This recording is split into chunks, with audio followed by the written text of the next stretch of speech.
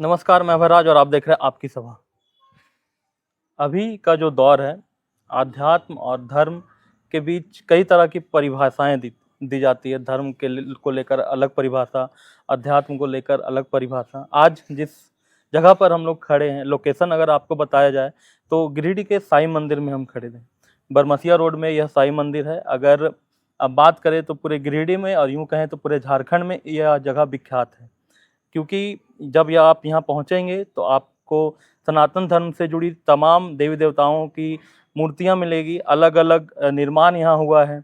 आप जब भी साईं मंदिर आते हैं लगातार, तो आप जब आएंगे तो आपको हमेशा ये महसूस होगा कि कुछ अलग और कुछ नया हमेशा यहाँ कंस्ट्रक्शन होता रहता है। This video is sponsored by Shri Hari Buildcon. घर का नक्शा 3D डिजाइन वास्तु नगर निगम के अनुसार बनाने के लिए संपर्क करें। पता मेहता कॉम्प्लेक्स, अलकापुरी, गिरिडीह। तो जब आप यहाँ पहुँचते हैं तो मन में एक चीज़ और उठती है कि आखिर इस पूरी संस्था को कौन चला रहा है, कौन इनका देख रेख कर रहा है, किन्होंने इसका निर्माण कराया। गिरिडीह को इतनी बड़ी धरोहर दी। पूरे झारखंड में हमारा जो साईं मंदिर है गिरिडीह का, बरमसिया रोड का, पूरे झारखंड में विख्यात। आप नेट में भी जब गिरिडीह को सर्च करेंगे तो यहाँ की तमाम तस्वीरें आपको मिलेगी। तो यहाँ के संस्थापक से हम आज आपको मिलवाएंगे। तो स्वागत कीजिए हमारे चैनल में गुरुजी सीके रेड्डी सर का। स्वागत हो। ओम श्री साईनाथ। ये हम सब के लिए काफ़ी सौभाग्य की बात है कि बाबा के द्वारा और परमात्मा के इच्छा से यहाँ पर एक इस प्रकार के एक श्रृंखला बना है, जिसके कारणवश अगर हम लोग कुछ समय यहाँ व्यतीत करें तो निश्चित रूप से हम लोगों को कई नई जानकारी प्राप्त होगी, जो प्राय शायद हम लोग को यह जानकारी अन्य स्रोत से नहीं मिलते हैं। सो यहाँ हम लोग का जो यहाँ पर में बनाने का जो संकल्प हुआ है परमात्मा के विचार से और उनके इच्छा से, वह ये है कि हम लोग धर्म को और आध्यात्म को कैसे जोड़ें। इसलिए कि देखें, जहाँ पर में भी है या तो धर्म अलग है, या नहीं तो आध्यात्म अलग है। धर्म और आध्यात्म को एक साथ जोड़ के चलने वाले बहुत कम ही रहते हैं। सो यहाँ हम लोग ने यह अनुभव किए कि डायरेक्टली आध्यात्म में लोग का इच्छा नहीं बनता है। सो उसके लिए कहीं ना कहीं एक आधार की ज़रूरत है, और वह आधार है आपके धर्म। सो धर्म का रूप में हम लोग के मंदिर हैं। मंदिर के रूप में हम लोगों के यहाँ के देवी देवताएं हैं, और देवी देवताएं के उनके अलग अलग जो भी उनके कारण है, उनके आने के इस धरा में उनका अवतरण होने का, वह सब चीज़ हम लोग यहाँ पर में अच्छी तरह से दर्शाए हैं। जैसे प्राय हम लोग देखेंगे कि अष्ट दिक्पाल नहीं होते हैं, तो अष्ट दिक्पाल का यहाँ पर में पूरा व्यवस्था है। जो 8 दिशाओं का जो अधिष्ठान है, अधिष्ठान देवता हैं, और वो 8 दिशाओं को कैसे वे संभालते हैं। सो इस प्रकार से एक एक करके अगर हम लोग देखें तो हर एक में एक विशेषता है, और इसी विशेषता के कारण ये इतना विख्यात हुआ है। और विख्यात होने का एक और भी कारण है जी। कि हम लोग यहाँ पर में गीता का भी बहुत विशेष रूप से लोगों को समझाने का प्रयास करते हैं। यहाँ हम लोग योग के माध्यम से भी लोगों को उस परम तत्व के साथ जोड़ने के लिए हम लोग प्रयास करते हैं। इसलिए कि देखिए, जब तक आपका स्वास्थ्य अच्छा नहीं रहेगा तब तक आप ज़्यादा दूर चल नहीं सकते या ज़्यादा दूर सोच नहीं सकते हैं। जी। तो हम लोग को स्वास्थ्य अच्छा बनाए रखने के लिए योग के अलावा और अन्य दूसरे पद्धति हम लोग जो अपनाए हुए हैं, और साथ में अभी हम लोग विजयदशमी से ओपन जिम भी स्टार्ट कर रहे हैं। ओपन जिम के माध्यम से लोग अपना शरीर को स्वस्थ रख सकते हैं, इसलिए कि जिम में जाना मतलब सबके बस के रोग नहीं है, और यहाँ आराम से आकर के वे अपना शरीर को स्वस्थ बना सकते हैं। तो ये सब के लिए कहीं ना कहीं तो प्रेरणा की आवश्यकता थी। और बाबा ही हम लोग का सबसे पहला प्रेरणा के स्रोत बने।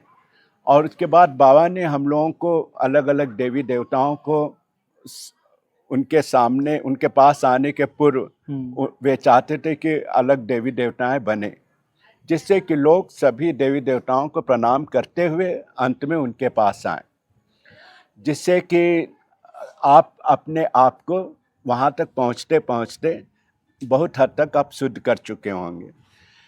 देखिए, कारण ये है कि जब हम लोग गुरु के पास जाते हैं तो हम लोग कई विचारों को जो पहले से बनाए हुए हैं उस विचारों से अपने आप को मुक्त करना होगा, और उन विचारों से मुक्त करने के लिए हम लोगों को अपने मन को शुद्ध करने के लिए ये सब व्यवस्था को हम लोग रखे हैं। जब आप वहाँ से गोपुरम से, जहाँ जो प्रारंभ की स्थान है, वहाँ से जब आप आएंगे तो सबसे पहले आप गणेश जी को और हनुमान जी को देखेंगे गोपुरम के अंदर। फिर जैसे वहाँ से निकलेंगे तो आप पंचमुखी गणेश को देखेंगे, उसके बाद फिर पंचमुखी हनुमान को देखेंगे। अब गणेश का कार्य है कि हम लोग का विघ्नों को दूर करना, हम लोग की समस्याओं का हल ढूंढना, और हनुमान जी का कार्य हम लोग में वह शक्ति दे, वह हम लोग में भक्ति दे, वह सेवा का प्रवृत्ति दे, जिससे कि हम लोग अपने आप को उनके लायक बना सकें। और उसके बाद भगवान कृष्ण के या बहुत ही भव्य, अपने आप में अनूठा, इसलिए कि भगवान कृष्ण के 9 विशेष रूप हैं जो पूरे भारतवर्ष में, और वैसे तो कई हैं लेकिन 9 विशेष रूप से माना जाता है, और वे 9 रूप यहाँ पर में दर्शाया गया है। और भगवान कृष्ण हैं प्रेम का वह ऐसा प्रतिमा जिससे कि सब में कहीं ना कहीं एक मन में संभावना आना शुरू हो जाता है कि भगवान मेरे साथ हैं। वो प्रेम स्वरूप भगवान जब मेरे साथ में है तो मेरे साथ में किसी भी तरह का अनहोनी नहीं होगा। ये भावना के साथ हम लोग जब उनको देखते हैं, और कहीं ना कहीं हम लोग को भक्ति और श्रद्धा और समर्पण की भी आवश्यकता है। अगर भक्ति नहीं है, श्रद्धा नहीं है, समर्पण नहीं है, तो शायद आप जितना उम्मीद रखते हैं उतना आप नहीं पाएंगे। उसके लिए कहीं ना कहीं यह आवश्यक था कि सब कुछ इतना सुंदर ढंग से बने कि लोग में अपने आप एक जिज्ञासा उत्पन्न हो कि मैं किस लिए यहाँ आया हूँ, मेरा दायित्व क्या है, मेरा कर्तव्य क्या है, मैं ऐसे क्या करूँ जिससे कि भगवान मुझसे प्रसन्न हो। तो ये सब चीज़ को कहीं ना कहीं आप यहाँ अनुभव करना प्रारंभ करते हैं, और यह व्यवस्था इस ढंग से है कि आप एक एक चीज़ को होते हुए देखते अगर जाएंगे तो आपको प्राय सब चीज़ का आपको एक इस प्रकार का हम लोगों को उसके रूप को हम लोग देख पाते हैं, जिससे कि हम लोग को मन में संतुष्टि हो जाती है। और सबसे बड़ी बात क्या है आज का दिन, शांति की कमी। और जब यहाँ प्रवेश करते हैं लोग स्वतः पाते हैं कि वे शांति को भी अनुभव कर रहे हैं, वे कुछ न कुछ इस प्रकार की अनुभूति भी प्राप्त कर रहे हैं कि कहीं ना कहीं भगवान हैं, और भगवान कहीं ना कहीं मेरा रक्षा करने के लिए सुधे रहें। सो ये चीज़ को हम लोगों को आध्यात्म की ओर ले जाने के लिए आवश्यक है। गुरु जी, अगर जितने भी बहुत सारे धर्म गुरु हैं, लगातार आप सोशल मीडिया में सभी के प्रवचन आते हैं, तो अध्यात्म और धर्म, आध्यात्मिक होना या धार्मिक होना, ये दोनों अलग अलग चीजें हैं या हम इसे कनेक्ट कर सकते हैं? एक्चुअली देखिए, दोनों अलग ही अलग हैं, इसलिए कि हम लोगों का क्या है ना कि जैसे मान लीजिए एक नदी को पार करना है, नदी को पार करना, हमको उस तट पर जाना है, तो जो नाव जो है जिससे हम पार करेंगे वह नाव आपका आध्यात्म ये धर्म हुआ, और हम उस तट पर जो पहुंच गए हैं वह आध्यात्म हुआ।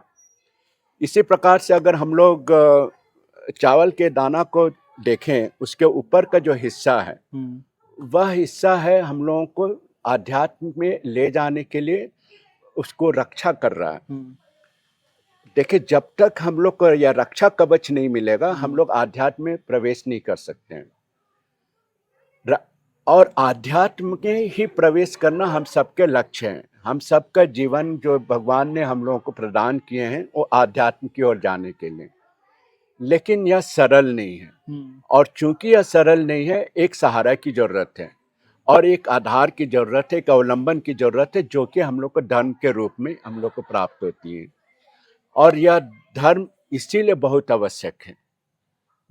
गुरु जी, आप के बारे में अगर हम बात करें तो मैं आपके जन्म से अभी तक का सफ़र जानना चाहता हूँ। आप साईं बाबा से जुड़े, कई तमाम देवी देवता हैं, फिर आगे और सारे प्रश्न आएंगे। मैं पहले आपका जीवन जानना चाहता हूँ।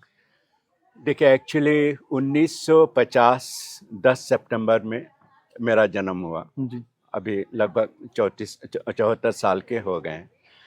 और यहाँ पर हम लोग का पहले मायका का अबरक का व्यापार था। हम लोग अबरक विदेश में भेजा करते थे। जी। सो यह जर्नी मेरा 1935 तक चला। मैंने करीब करीब 1985 तक, मैंने 35 वर्ष तक यह चला। और उसके बाद फिर मैं आंध्र प्रदेश चला गया, और आंध्र प्रदेश में वहाँ पर मैं बाबा से नज़दीकी प्राप्त होने का हमको सौभाग्य प्राप्त हुआ। और उसके बाद से बाबा से लगभग साल में 2 बार बाबा के पास जाने का मेरा 1985 से प्रारंभ हुआ।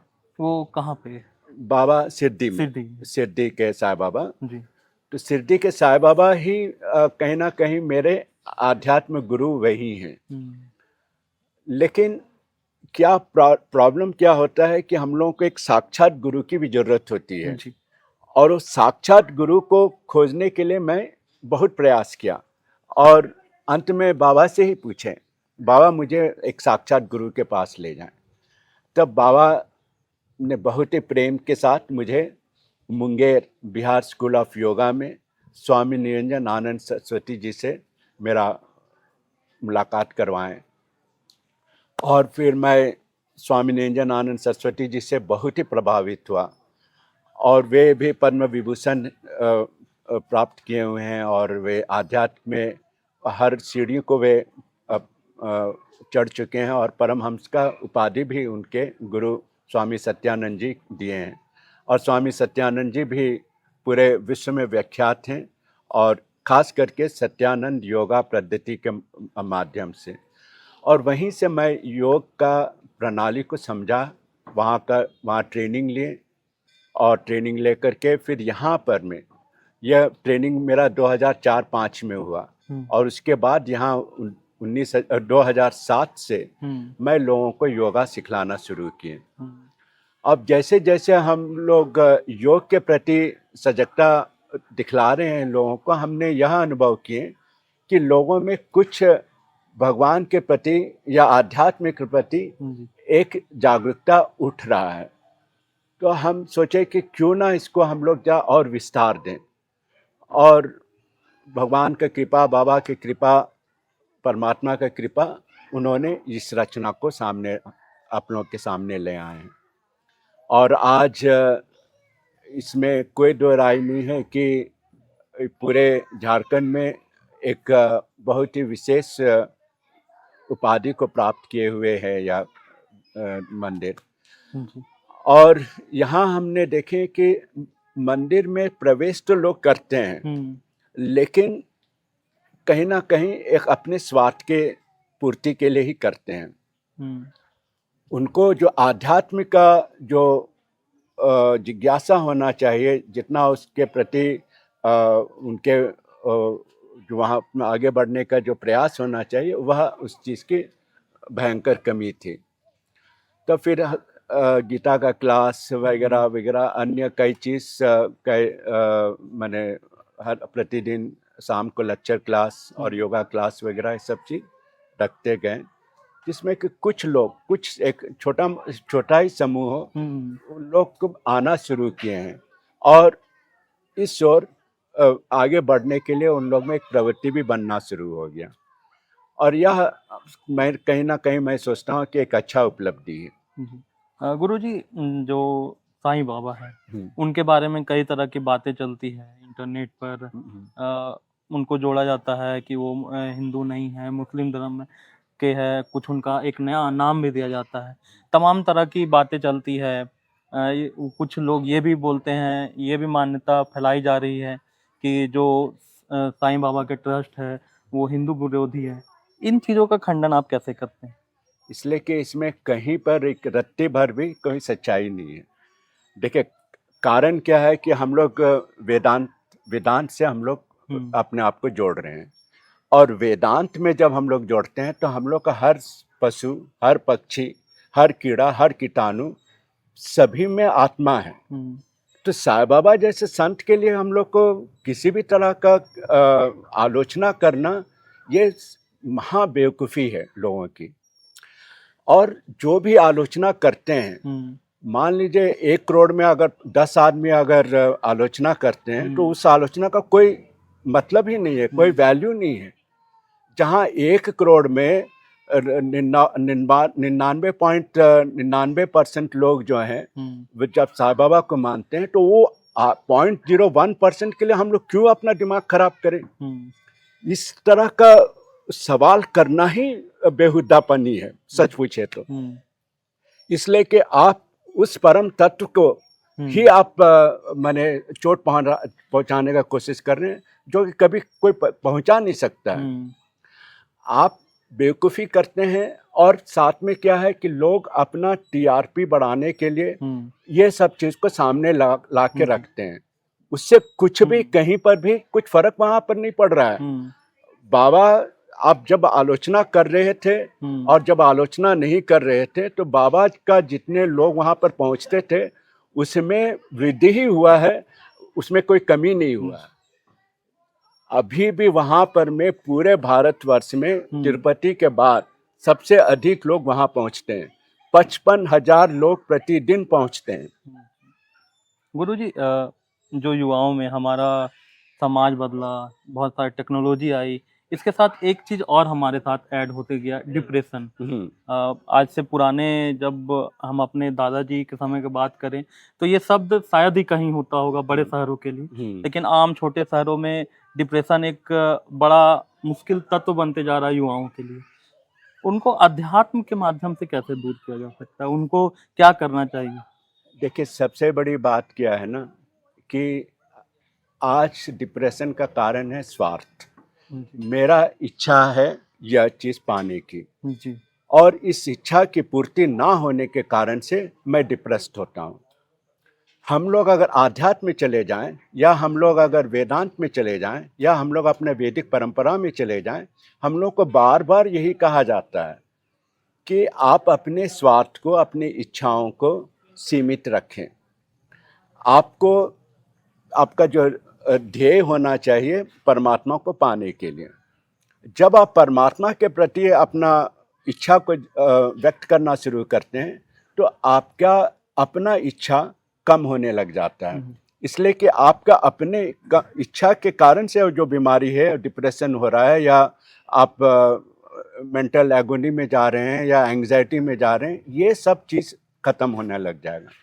यहाँ पर में भी कई लोग पहले आते थे जिनको अनेकों समस्याएं इस प्रकार के थे, लेकिन वे धीरे धीरे धीरे इस बात को समझना शुरू किए हैं कि मेरा जो स्वार्थ है वही मेरा सभी कारणों, सभी दुखों के कारण है।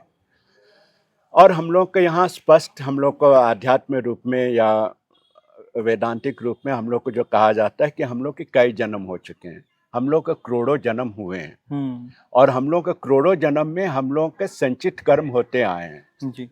और हम लोग का जो पिछला जन्म है वो हम लोग का इस जन्म का प्रारब्ध जन्म के रूप में हम लोग को इस जन्म प्राप्त हुआ है। ये समझाने के लिए कि आपका अगर दुख का कोई कारण है तो आप खुद स्वयं हैं, आपका अगर सुख के कोई कारण है तो आप खुद स्वयं हैं। आपके दुख और सुख के जो कारण हैं, आप जब खुद स्वयं हैं तो आप किसी को काहे आप ब्लेम कर रहे हैं? भगवान को काहे ब्लेम कर रहे हैं? भगवान ने आपको आपके अनुसार आपको एक नया शरीर दिए हैं। आपका पिछले शरीर जैसा भी जो भी रहा होगा, आपको एक नया शरीर दिया गया। आपने पिछले शरीर में अच्छे कर्म किए होंगे तो आपको इस शरीर में अच्छा ही अच्छा होगा। आपने पिछले जन्म में खराब कर्म किए होंगे तो आपको उस पाप के अनुसार आपको खराब ही खराब होगा। आपने कुछ अच्छा कर्म किए, कुछ खराब कर्म किए, तो उसके अनुसार आपको कभी अच्छा समय आएगा, कुछ खराब समय आएगा। सो ये सब कारण हम लोग खुद हैं, हम लोग स्वयं ही हैं उसके कारण दुख के। ये जब हम लोग को बात समझ में आने लग जाती है तो हम लोगों में एक बदलाव निश्चित रूप से आएगी, और यह बदलाव के कारण से हम लोग अब व्यतीत होना बंद कर देते हैं, चिंतित होना बंद कर देते हैं। हम स्वीकार करने लगते हैं कि जो भी मेरा स्थिति है, जो भी मेरा परिस्थिति है, वह मेरे ही अनुकूल दिया गया है, और इसमें निश्चित रूप से भगवान ने मेरे लिए कुछ अच्छा ही देखकर ही मुझे यह कष्ट दे रहे हैं। जब हम इस बात को स्वीकार करने लग जाते हैं तो मेरे कष्ट का कोई कारण ही नहीं रहेगा, दुख का कोई कारण ही नहीं रहेगा। मैं सिर्फ उनके ही प्रति अपना सजगता बनाए रखूँगा कि मेरा जो भी जैसा कुछ भी हो रहा है उनके इच्छा से हो रहा है, और उन्हीं का इच्छा में मैं अपना इच्छा को जोड़ूंगा। एक नाम जो हम सभी जानते हैं आपका, एक नाम आपके गुरुजनों द्वारा आपको दिया गया है, आप जो ध्यान या अध्यात्म की ओर जो बढ़े हैं, उनके बारे में बताइए। मेरे स्वामी गुरु निरंजन आनंद सरस्वती, वे जो भी उनसे जुटते हैं तो उनको 4 प्रकार के दीक्षा देते हैं। एक को पहले मंत्र दीक्षा होता है, एक को जिज्ञासा दीक्षा होता है, एक कर्म संन्यास दीक्षा होता है, और एक पुण्य संन्यास दीक्षा होता है। तो ये जो नाम जो दिया जाता है वह जिज्ञासु और कर्म संन्यास के रूप में हम लोग को नाम दिया जाता है, और मेरा नाम ज्ञान धारणा दिया गया। तो ज्ञान धारणा का तात्पर्य यह है कि मैं ज्ञान को धारण करूं। सो ये स्वामी जी जो नाम निश्चित करते हैं, कहीं ना कहीं ऊपर से प्रेरित होकर के ही वे करते हैं, और उनके जैसे नाम जो दिया गया उसी प्रकार से यहाँ पर प्रयास भी रहता है कि मैं कुछ ज्ञान को धारण कर सकूं, और धारण करके सिर्फ अपने तक सीमित ना रखूं और लोगों में उसे बांटूं, और जैसे जैसे मैं बांटता जाऊंगा मेरा ज्ञान मेरे लिए भी वह एक ऊंचाई को स्पर्श कर सके। इसलिए कि अपने आप में अगर सीमित रखेंगे तो हम लोग का ज्ञान भी सीमित हो जाता है। हम लोग जब उसे बांटते हैं तो हम लोग का ज्ञान भी विस्तृत होता है, और इसीलिए कहीं ना कहीं मेरा मन में यह संतुष्टि है कि स्वामी जी ने जो मुझे यह नाम दिए हैं वो अच्छा है, मेरे लिए बहुत ही उपयुक्त है। गुरुजी, अध्यात्म की पहली सीढ़ी क्या है? देखिए, सबसे पहला चीज़ तो अध्यात्म में यह स्वीकार करना कि हम लोगों को भगवान ने किस लिए भेजा है, उस चीज़ को, उस जिज्ञासा को जानना। भगवान ने हम लोगों को यह शरीर क्यों दिए हैं, अब ये चीज़ को हम लोग अगर नहीं जानने चाहेंगे तो हम लोग आध्यात्म में आगे नहीं बढ़ सकते हैं। तो पहला चीज़ है मेरा जिज्ञासा कि मैं क्यों, मेरा यह शरीर क्यों हमको मिला है, मेरा यह शरीर से भगवान क्या वे प्राप्त करने चाहते हैं। तो यह जब जिज्ञासा जब शुरू हो जाता है तब हम लोगों का आध्यात्म का पहला कदम हो जाता है। और ब्रह्म सूत्र जो वेद व्यास जी ने जो लिखे हैं 557 श्लोकों सूत्रों का, उसमें सबसे पहला चीज़ है अतः जिज्ञासु, अतः ब्रह्म जिज्ञासु, माने परमात्मा का जिज्ञासा रखने वाले को वह पहला ही सूत्र है। सो हम लोगों को जिज्ञासा ही जब नहीं होगा हम लोग आध्यात्म में आगे नहीं बढ़ सकते हैं। हम लोग आए हैं, खा रहे हैं, पी रहे हैं, शादी करते हैं, बच्चा पैदा करते हैं, फिर मर जाते हैं। ये हम लोग का एक प्राय सभी का एक स्थिति हो गया है। हम लोगों को उस स्थिति से ऊपर उठना होगा। हम लोगों को यह समझना होगा कि भगवान ने ऐसे ही व्यर्थ में हम लोग को यह शरीर नहीं दिए हैं, इसके लिए उन्होंने कोई ना कोई एक प्रयोजन बनाए हैं, और हम लोग उस प्रयोजन को प्राप्त करने हेतु क्या चेष्टा कर रहे हैं, क्या हम लोग का प्रयास हो रहा है, उस चीज़ को हम लोगों को देखना जरूरी है। अब ये जब मन में इच्छा अगर जागृत हो जाता है तो हम लोग तेजी से आगे बढ़ना शुरू करते हैं। अन्यथा अध्यात्म में लोग का प्रवेश बहुत ही कम है, और सच पूछा जाए तो समझ लीजिए कि 1000 में 5-10 लोग ही हैं जो आध्यात्म में बढ़ते हैं। बाकी कुछ लोग तो कुछ है ही नहीं, ना धर्म है ना अध्यात्म है, और जो अधिकतर लोग हैं वह धर्म के ही प्रति रुचि इसलिए रखते हैं कि उनकी स्वार्थ की पूर्ति कैसे हो, भगवान से प्रार्थना करें, भगवान मेरा ये इच्छा है, मेरा ये समस्या है, उसको मैं कैसे पूरा करूं। सो इसी वजह से आध्यात्म में जाने के लिए सबसे पहला जो कदम है होना चाहिए कि जिज्ञासा, कि मेरा यह शरीर भगवान ने मुझे क्यों दिए। ध्यान कई लोग प्रैक्टिस करते हैं, हम भी कभी कोशिश करते हैं, आँख बंद करके मुश्किल से मुश्किल 5 मिनट भी बैठना मुश्किल हो जाता है, मन विचलित बहुत ज़्यादा होता है, इसे कैसे कंट्रोल किया जाए? देखिए, सबसे बड़ा जो प्रश्न जो आज अभी आप जो पूछा है वह सभी का मन में रहता है, जी। और प्राय जितने भी अभ्यासी होते हैं सभी जब भी ध्यान करने के इच्छा जागृत करते हैं, बैठते भी हैं, तो वह मन को कंट्रोल नहीं कर पाते हैं। कारण क्या है कि आपके दिमाग में ऑलरेडी बहुत कुछ भरा हुआ है, और चूंकि इतना ये सब चीज़ भरे हुए हैं जिसको हम लोग कह सकते हैं कचड़ा जो भरा हुआ है, जिसके वजह से वह आगे का कुछ सोच नहीं पाता है। जब भी वो नेत्र को बंद करता है सीधा कोई ना कोई कचड़ा उसके सामने आ जाता है। माने मेरा ये समस्या है, मेरा पत्नी से मेरा झगड़ा चल रहा है, मेरा बेटा मेरा बात को नहीं सुनता है, मेरे नौकरी में मेरे को दिक्कत हो रहा है। मेरा दिमाग सिर्फ बाहर की ओर भागता है। और आध्यात्म में क्या कहना है कि आप अंदर की ओर झांकें, और ध्यान का तात्पर्य क्या है कि आप अंदर की ओर झांकें। आप अंदर की ओर झांक नहीं पाते हैं, इसलिए कि आप में इतने ज़्यादा विकार भरे हुए हैं, उस विकारों से आप अपने आप को मुक्त किए बगैर आप ध्यान करने चाह रहे हैं। तो उसका बहुत से उपाय हैं जो हम लोग बाद में कभी भी चर्चा कर सकते हैं। जी। जो यहाँ के द्वारा कार्यक्रम चलाया जा रहा है, जैसे गीता की क्लासेस हो रही है या योगा क्लासेस, वो कब हो रही है, कब उसका शेड्यूल है? ये शाम को 4 बजे से लेके 6 बजे तक, मैंने अभी इस सीज़न में, और विंटर सीज़न में 3:30 से 5:30, इसलिए आधा घंटा हम लोग का पहले हो जाता है।